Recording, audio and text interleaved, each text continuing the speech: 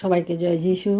আমাদের মহান প্রেমময় পিতা প্রভু যীশু খ্রিস্টের নামে আমি আজকের রাত্রিতে সবাইকে স্বাগত জানাই। আসুন আমরা ঈশ্বরকে ধন্যবাদ দিই, কারণ সারাদিন তিনি আমাদের সাথে আছেন এবং আমাদেরকে সুরক্ষা করেছেন, আশীর্বাদ করেছেন। তাই আসুন এই রাত্রিতে আমরা ঈশ্বরের বাক্য থেকে অধ্যয়ন করি এবং প্রার্থনায় যাই। আমরা ঈশ্বরকে ধন্যবাদ দিই।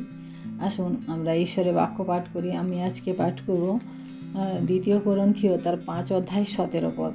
এই পদটি আমাদের প্রত্যেকের জানা, সবাই অর্থ মুখস্থ করে রেখেছেন। তাই আসুন এই পদটি আমরা আজকে পাঠ করি।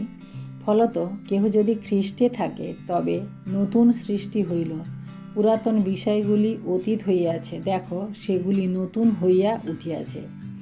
এই পদটি আমাদের সাধু পৌল আমাদের 2 কোরিন্থীয় মণ্ডলীকে এই কথাগুলি বলেছেন। তিনি বোঝাতে চেয়েছেন যে আমরা খ্রিস্টতে কিভাবে আমরা নতুন সৃষ্টি হয়েছি, তাই তিনি বোঝাতে চেয়েছেন। আমরা যদি 15 থেকে পাঠ করি তাহলে আমরা 14 থেকে আমরা পাঠ করি তাহলে আমরা বুঝতে পারবো যে এই পদটি বলার কী কারণ ছিল। কারণ খ্রিস্টের প্রেম আমাদিগকে বশে রাখিয়া চলাইতেছে, কেননা আমরা যেরূপ বিচার করিয়াছি যে একজন সকলের জন্য মরিলেন, সুতরাং সকলেই মরিল।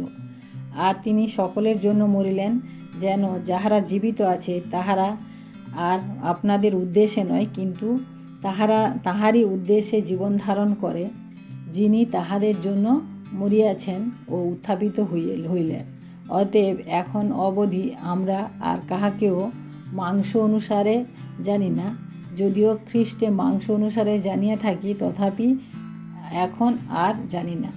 অর্থাৎ আমরা যারা খ্রিস্ট যিশুকে বিশ্বাস করি, সেই বিশ্বাসের দ্বারা আমরা যে জীবন পেয়েছি, সেই জীবনকে একটা নতুন জীবনের সাথে তিনি তুলনা করেছেন। আমরা জানি যে যিশু আমাদের জন্য, আমাদের পরিত্রাণের জন্য, আমাদের ত্রাণের জন্য তিনি কী করলেন? জীবন দিলেন, ক্রুশে জীবন দিলেন। এবং সেই জীবন থেকে তিনি আবার নতুনভাবে তিনি 3 দিন পরে তিনি পুনরুত্থিত হলেন। এবং আমরা দেখি যে তিনি এখনও পর্যন্ত তিনি আমাদের সাথে জীবিত রয়েছেন। তিনি এখনও পর্যন্ত রয়েছেন। তিনি এটাও বলে গেছেন যে তিনি আবার আসবেন।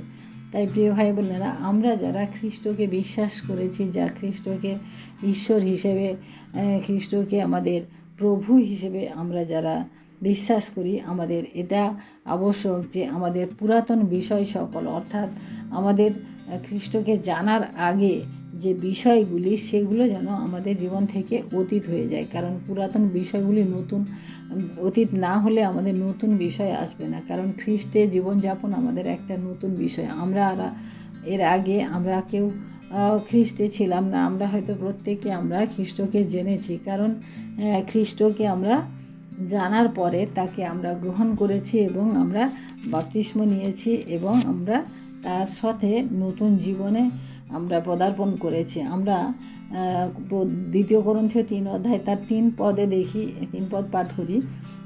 ফলত তোমরা খ্রিস্টের পত্র, আমাদের পরিচর্যার সাধিত পত্র বলিয়া প্রকাশ পাইতেছ, যাহা কালি দিয়া নয়, কিন্তু জীবন্ত ঈশ্বরের আত্মা দিয়া, প্রস্তর ফলকে নয়, কিন্তু মাংসময় হৃদয় ফলকে লিখিত রইয়াছ।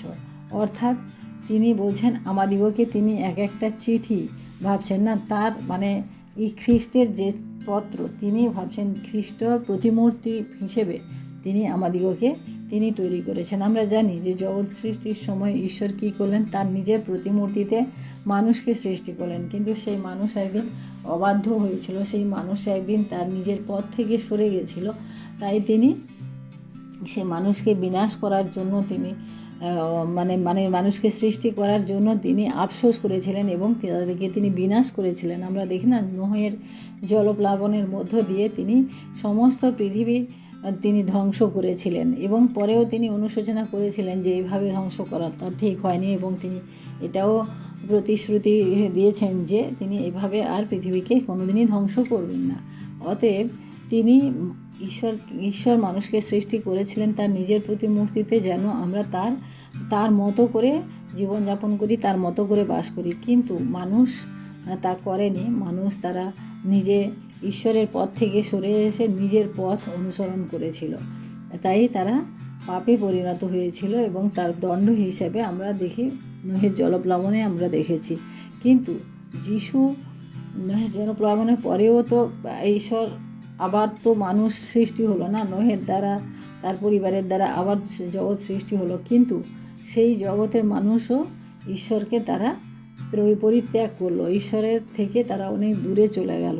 কিন্তু ঈশ্বর এটা দেখলেন যে এভাবে তো আর হচ্ছে না, তিনি কী করলেন, তার একমাত্র প্রিয় পুত্রকে তিনি পাঠালেন, যাতে আমরা সেই পুত্রের দ্বারা আমরা যাতে পরিত্রাণ পাই। তিনি কিন্তু এখানে বিচার করার জন্য তিনি পাঠাননি, তিনি কিন্তু প্রেমের জন্য পাঠিয়েছেন যাতে প্রেমের মাধ্যমে আমরা মন পরিবর্তন করি। তাই প্রিয় ভাই বোনেরা, আমরা প্রত্যেকে যারা খ্রিস্ট বিশ্বাসী, যারা বিশ্বাস করি যে আমরা মন পরিবর্তন করেছি, মন পরিবর্তন করা মানে আমাদের পুরাতন জীবনটাকে আমরা ক্রুশে দিয়েছি, পুরাতন জীবনটাকে আমরা পরিত্যাগ করেছি, নতুন জীবনে পদার্পণ করেছি। অর্থাৎ আমরা খ্রিস্ট যিশুতে আমরা প্রত্যেকে নতুন হিসেবে আমরা আছি, কারণ তিনি আমাদিগকে নতুন করে সৃষ্টি করেছেন। এখানে বলছেন যে কেহ খ্রিস্টে থাকে, যে কেহ, একজন দুজন না, যে কেহ যারা থাকে খ্রিস্টে, তাদেরকে তিনি বললেন নতুন সৃষ্টি হলো।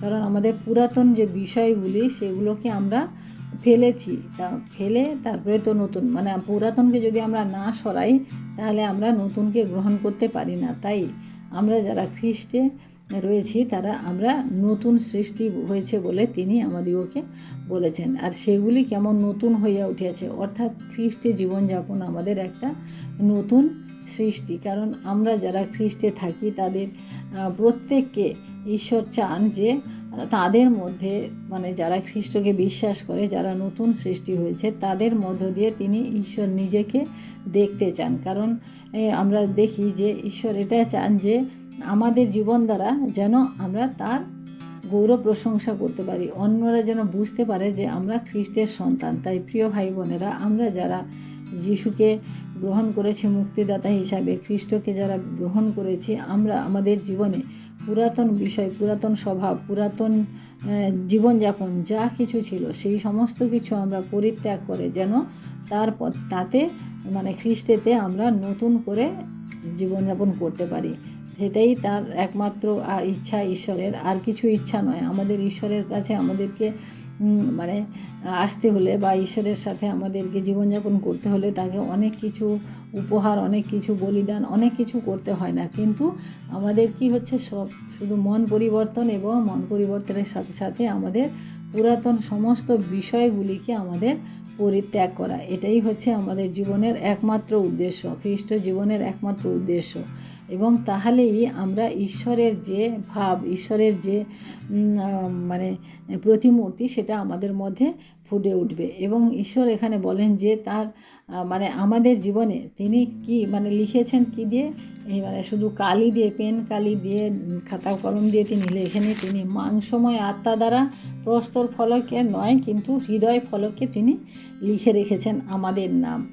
তাই প্রিয় ভাই বোনেরা, আজকে আমরা ঈশ্বরের পথে যারা রয়েছি, আমাদের প্রত্যেকে আমরা চেষ্টা করব আমাদের পুরাতন বিষয়, পুরাতন স্বভাবগুলিকে আমরা যেন পরিত্যাগ করতে পারি। আগে আমরা যা করতাম এখন যেন আমরা সেগুলি না করি। কারণ আমাদের মানুষের অনেক স্বভাব রয়েছে না, অনেক ভালো ভালো স্বভাব রয়েছে, যারা আমরা আমাদের মুখের খারাপ কথা, আমাদের ব্যবহার, আমাদের যে খাওয়ার জিনিস, সেগুলো আমাদের খারাপ কিছু গ্রহণ করা, এই সমস্ত বিষয় আমাদের পরিত্যাগ করা উচিত। আমরা যদি এটা করতে পারি তাহলে আমরা খ্রিস্টতে নতুন হিসেবে আমরা চলতে পারবো, এবং তিনিও তাতে খুশি হবেন এবং আমাদিগকে আশীর্বাদ করবেন। কারণ তিনি আমাদিগকে সব সময় আশ্বাস দিয়েছেন যে আমরা যদি তাকে বিশ্বাস করি তাহলে আমাদের সমস্ত কিছু তিনি যোগাবেন, আমাদের সমস্ত বিপদ থেকে তিনি আমাদিগকে রক্ষা করবেন, আমাদের সমস্ত প্রয়োজন তিনি মেটাবেন। তাই প্রিয় ভাই বোনেরা, আসুন আমরা প্রার্থনা করি। এই বাক্য আমরা পাঠ করেছি, আমরা এই বাক্যকে আমরা মনে রাখি যে আমরা যেহেতু নতুন সৃষ্টি হয়েছি, আমাদের পুরাতন স্বভাবগুলিকে আমরা পরিত্যাগ করেছি এবং খ্রিস্টতে আমরা নতুন এক যুগের, নতুন এক জীবনে আমরা প্রবেশ করেছি। তাই ধন্যবাদ করি যে ঈশ্বর তার সুন্দর বাক্যের মধ্য দিয়ে আজকের এই রাত্রিকে আমাদের সামনে নিয়ে এসেছেন। তাই ধন্যবাদ করি। আসুন আমরা প্রার্থনা করি। Hallelujah, hallelujah, hallelujah. মহান প্রেমময় পিতা, তোমার মহানামের ধন্যবাদ প্রশংসা করি প্রভু। তোমার অনুগ্রহ ও দয়াতে প্রভু আজকের এই রাত্রিতে আমরা তোমার সম্মুখে উপস্থিত হতে পেরেছি, তাই তোমায় ধন্যবাদ করি প্রভু। প্রভু তোমাকে ধন্যবাদ করি প্রভু, তোমার এই সুন্দর বাক্য, তোমার এই মধুর বাক্য প্রভু, যদি আমরা তোমাতে থাকি প্রভু, তুমি বলেছ নতুন সৃষ্টি প্রভু, তুমি আমাদেরকে নতুন রূপে দেখতে চাও, তুমি তোমার মতো করে দেখতে চাও প্রভু। তাই আমরা যেন তোমার মতো হতে পারি প্রভু, তুমি আমাদের দয়া করো, আশীর্বাদ করো প্রভু। তোমার অনুগ্রহ, তোমার দয়া, তোমার শান্তি আমাদের জীবনে থাকুক প্রভু। আমাদের প্রত্যেককে তুমি আশীর্বাদ করো আজকে রাত্রিতে, প্রত্যেককে সুন্দর ঘুম দাও প্রভু, প্রত্যেককে আগামী দিনের জন্য ও প্রস্তুত করো প্রভু। কারণ আমরা চাই প্রতিনিয়ত তোমার সাথে বাস করতে প্রভু। কারণ শয়তান নানান রকম পরিকল্পনায় আমাদের সামনে হাজির হয়, কিন্তু প্রভু আমরা যেন সেই শয়তানকেও চিনতে পারি এবং তোমার পথ থেকে যেন আমরা না সরে যাই। ধন্যবাদ করি প্রভু। রাত্রি ভারত তোমার হাতে রাখি, সারাটা দিনের ভুল ত্রুটি অপরাধ তুমি ক্ষমা করো, আশীর্বাদ করো। আমাদের প্রত্যেক ভাই বোনকে তোমার হাতে রেখে এই বিনতি প্রার্থনা চাই আমাদের মুক্তিদাতা ত্রাণকর্তা প্রভু যীশু খ্রিস্ট তোমারই নামে, আমেন। সবাইকে জয় যিশু। সবাই ভালো থাকবেন, সুস্থ থাকবেন। আজকে রাত্রি সবার শুভ হোক। জয় যিশু।